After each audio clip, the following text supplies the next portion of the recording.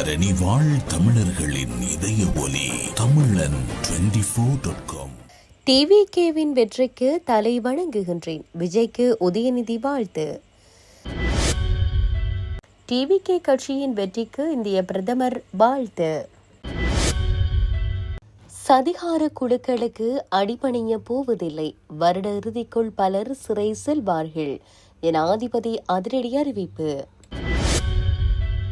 மதிலில் மோதிய motor cycle, பல்கலைக்கழக மாணவர் உட்பட 2 உயிரிழப்பு. தையிட்டி பவானி வீதி மீட்பு விவகாரம், தவிசாளரை மிரட்டும் துணியில் விசாரணை செய்த பலாலி போலீசார். யாழில் பொய்களை பரப்பிய அமைச்சர் பிமல், கஜேந்திரகுமார் குற்றச்சாட்டு. சுவிஸ் ஆஃப்ரிங்கன் நகரத்தில் குறைந்த விலையில் சிறந்த தரத்தில் உங்கள் வீட்டு தேவைகளுக்கான யாவும் ஒரே இடத்தில். Little Asia. இங்கே தாயகத்தில் இருந்து தரமான மரக்கறி, ஃப்ரெஷ்ஷான இறைச்சி, சுவையான மீன் வகைகள் மற்றும் ஆசிய, ஆப்பிரிக்க, தாய்லாந்தில் இருந்து இறக்குமதி செய்யப்பட்ட பலசரக்கு பொருட்கள் அனைத்தும் ஒரே கூரையின் கீழ். உங்கள் ஷாப்பிங்கை இனிமையாக்க 200க்கும் மேற்பட்ட கார் பார்க்கிங் வசதி. மேலும் ஹைவேயில் இருந்து வரும் 700 மீட்டர் தூரத்தில் மிக பிரம்மாண்டமான லிட்டில் ஏசியா எக்ஸோட்டிக் ஃபுட். இன்னும் என்ன யோசிக்கிறீங்க? இப்பவே வாங்க, கையோட அள்ளிட்டு போங்க. Little Asia exotic food, park வெக் 2, 4665 ஆஃப்ட்ரிங்கன். தொடர்புகளுக்கு 0627 981111. தொடர்பென விரிவான செய்திகள்.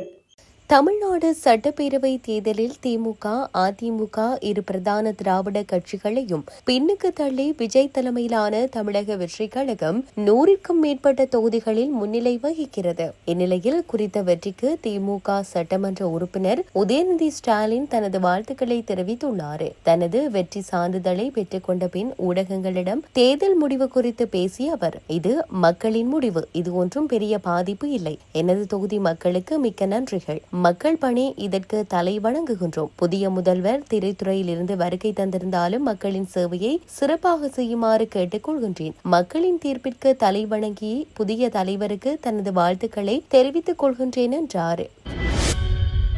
தமிழ்நாடு சட்டமன்ற தேர்தலில் வெற்றி பெற்ற டிவிகே கட்சி மற்றும் அதன் தலைவருக்கு இந்திய பிரதமர் நரேந்திர மோடி வாழ்த்து தெரிவித்துள்ளார். இதுகுறித்து அவர் வெளியிட்டுள்ள சமூக ஊடக பதிவில் தனது வாழ்த்து செய்தியை தெரிவித்துள்ளார். இதன்படி அவர் வெளியிட்டுள்ள பதிவில், தமிழக சட்டமன்ற தேர்தலில் தேசிய ஜனநாயக கூட்டணிக்கு ஆதரவளித்த தமிழக வாக்காளர்களுக்கு நன்றிகள். மக்களின் பிரச்சினைகளுக்கு தீர்வு காண்பதிலும் அவர்களின் வாழ்க்கையை மேம்படுத்துவதிலும் நாங்கள் எப்போதும் முன்னிலையில் இருப்போம். டிவிகே கட்சியின் சிறப்பான செயற்பாட்டிற்கு வாழ்த்துக்கள். தமிழகத்தின் முன்னேற்றத்தையும் அதன் மக்களின் நல்வாழ்வையும் முன்னெடுத்து செல்வதில் மத்திய அரசு தனது முழு முயற்சியையும் செலுத்தும் என கூறியுள்ளார். இந்த வருடத்திற்குள் அதிகளவானவர்கள் சிறைக்கூடம் செல்வார்கள் என்பது உறுதி. எந்தவொரு தராதரமும் பாராமல் சட்டம் அனைவருக்கும் சமம் என்ற அடிப்படையில் நடைமுறைப்படுத்துவோம் என ஜனாதிபதி அன்ருகுமார திசாநாயக்க தெரிவித்துள்ளார். நுவரெலியாவில் இடம்பெற்ற மேதின கூட்டத்தில் கலந்து கொண்டு அவர் இந்த விடயத்தை குறிப்பிட்டுள்ளார். வடக்கு, கிழக்கு, தெற்கு மற்றும் மலையகம் அனைத்து பகுதிகளிலும் அரசாங்கத்திற்கு ஆதரவு வழங்குகின்றனர். இலங்கையில் முதன்முறையாக உழைக்கும் மக்களின் அரசாங்கம் ஸ்தாபிக்கப்பட்டுள்ளது. நாம் 2 வகையான தீர்மானங்களை எடுத்துள்ளோம். ஒன்று மக்களுக்கானது, மற்றொன்று ஆட்சியாளர்களின் வரப்பிரசாதங்களை நீக்குவது போன்ற தீர்மானங்களை எடுத்துள்ளோம். மக்களும் அரசாங்கமும் ஒன்றுடன் ஒன்று இணைந்து பயணிக்கும் அரசாங்கமாக இது அமைந்துள்ளதால் மக்களது எதிர்பார்ப்பு மற்றும் நம்பிக்கையை மேலும் வலுப்படுத்தும் வகையில் நமது சேவை அமையும் என ஜனாதிபதி அன்ருகுமார திசாநாயக்க தெரிவித்துள்ளார்.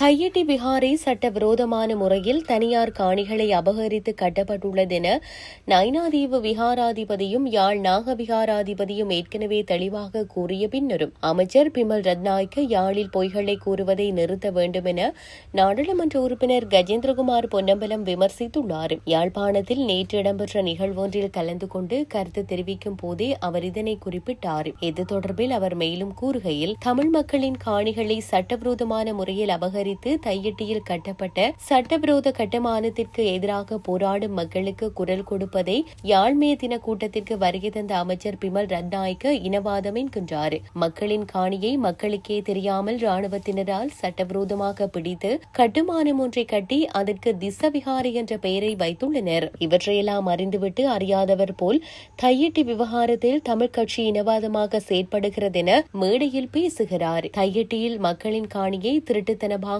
அபகரித்து கட்டப்பட்ட சட்டவிரோத கட்டுமானத்திற்கு எதிராக மக்கள் போராட்டத்தை ஆரம்பித்த நிலையில் நாமும் தமிழ் தேசிய பேரவையும் ஆதரவை வழங்கி அவர்களுடன் நில உரிமைக்கான போராட்டத்தை தொடர்ந்து மேற்கொண்டு வருகின்றோம். இதனை பொறுக்க முடியாத தேசிய மக்கள் சக்தியின் அமைச்சர் பிமல் ரத்நாயக்க யாழ்ப்பாணத்தில் இடம்பெற்ற மேதின கூட்டத்தில் தையிட்டை காணி அளவீட்டை இனவாத தமிழ் தலைமைகள் குழப்புவதாக ஒரு கருத்தை முன்வைத்திருக்கிறார். மக்களின் காணியை அபகரித்ததை மக்களிடம் திருப்பிக் கொடுக்க முடியாத அரசாங்கம் அதற்கு எதிராக மக்களுடன் சேர்ந்து போராடும் எம்மை இனவாதிகள் என்கின்றார்கள். உரிமைக்கான போராட்டத்தை முன்னோக்கி கொண்டு செல்லும் எம்மை இனவாதிகள் என தெற்கு சித்தரிக்கும். ஆனால் அந்த இனவாதத்தை நாங்கள் தொடர்ந்து செய்வோம் என அவர் மேலும் தெரிவித்துள்ளார். அதுருக்கிரிய கொட்டாவ வீதியில் உள்ள பழைய சந்திப்பு பகுதியில் அதிவேகமாக சென்ற மோட்டார் சைக்கிள் கட்டுப்பாட்டை இழந்து மதிலில் மோதியதில் 2 உயிரிழந்துள்ளனர். மாலபே பகுதியில் உள்ள தனியார் பல்கலைக்கழகத்தில் கணினி அறிவியல் பட்டம் பயிலும் 20 வயதுடைய மாணவர் மற்றும் கோமாகம பகுதியில் உள்ள வாகன திருத்தகத்தில் பணிபுரிந்து வந்த இளைஞர் ஆகியோரே இவ்வாறு உயிரிழந்துள்ளனர். உயிரிழந்த இருவரும் மேலும் சில மோட்டார் சைக்கிள் சாரதிகளுடன் இணைந்து கொட்டாவையிலிருந்து அதுருக்கிரியை நோக்கி அதிகாலை 2 மணியளவில் பயணித்துக் கொண்டிருந்த போதே இந்த விபத்து நேர்ந்துள்ளதாக போலீசார் தெரிவித்துள்ளனர். விபத்தின் பின்னர் படுகாயமடைந்த இருவரும் கோமாகம ஆதார வைத்தியசாலையில் அனுமதிக்கப்பட்ட போது ஏற்கனவே உயிரிழந்திருந்ததாக தெரிவிக்கப்பட்டுள்ளது. இந்த சம்பவம் தொடர்பான மேலதிக விசாரணைகளை போலீசார் மேற்கொண்டு வருகின்றனர்.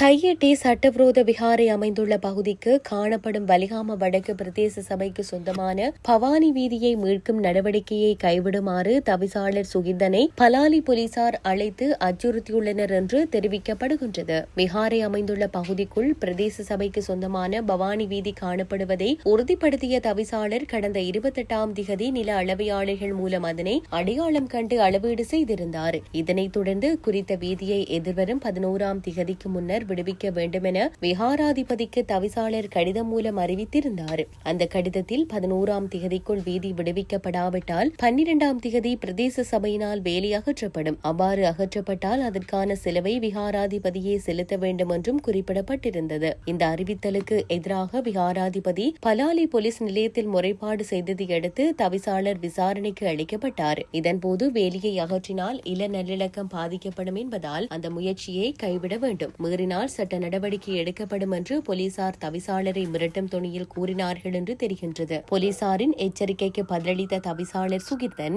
சட்ட நடவடிக்கைகளை எதிர்கொள்ள நான் தயார். இது பிரதேச சபைக்கு சொந்தமான வீதி என்பதற்கான ஆவணங்கள் எம்மிடம் உள்ளன. விஹாராதிபதி வீதியை விடுவிக்காவிட்டால் நாம் வேலியை அகற்றி வீதியை மீட்போம். அதற்கு எதிராக போலீசார் நீதிமன்றத்தில் வழக்கு தாக்கல் செய்யலாம். அதனை நாம் அங்கு சந்திப்போம் என்று திட்டவட்டமாக தெரிவித்துள்ளார். இதேவேளை கடந்த 28ஆம் திகதி விகாரை அமைந்துள்ள காணியை அழைக்க முற்பட்ட போது காணிகள் விடுவிக்கப்படும் என்ற உறுதிமொழியை மாவட்ட அல்லது பிரதேச செயலர் கடிதம் மூலம் வழங்கினால் மட்டுமே அளவீடு செய்ய அனுமதிப்போம் என காணி உரிமையாளர்கள் மறுத்திருந்தனர். இதன் காரணமாக அன்றைய தினம் காணி அளவீட்டு பணிகள் கைவிடப்பட்டன என்று யாழ் மாவட்ட செயலர் தெரிவித்திருந்தமை குறிப்பிடத்தக்கது.